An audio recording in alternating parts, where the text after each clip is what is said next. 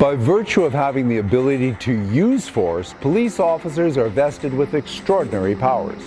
Oversight of these powers is an important part of confidence and support for police agencies in Canada.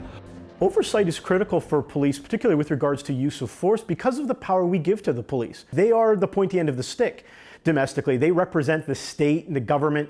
And so it's incumbent upon us, I think, to have strong oversight to make sure that these powers are being used in an appropriate, reasonable way. Independent civilian oversight commenced in Canada about 29 years ago in Ontario with the Special Investigative Unit. The next unit was in Alberta about 12 years ago, followed by a Serious Incident Response Team in Nova Scotia and the IIO here in BC. Then Manitoba a few years later, then Quebec a few years later, and Newfoundland is about to have their own team.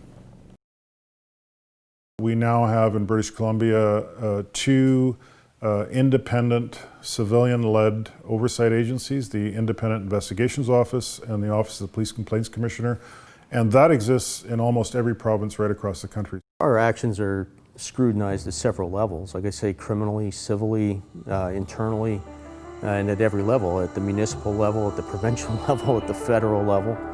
There's professional standards, there's OPCC, there's IIO, there are civil courts and the criminal courts, so social media, mainstream regular media. Where there are in-custody deaths involved, we're going to be talking about a coroner's inquest.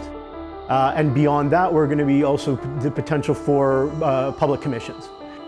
If you're involved in a high-level use of force incident in BC, that incident could take about 8 years, from the moment you use force till the date it's finally concluded.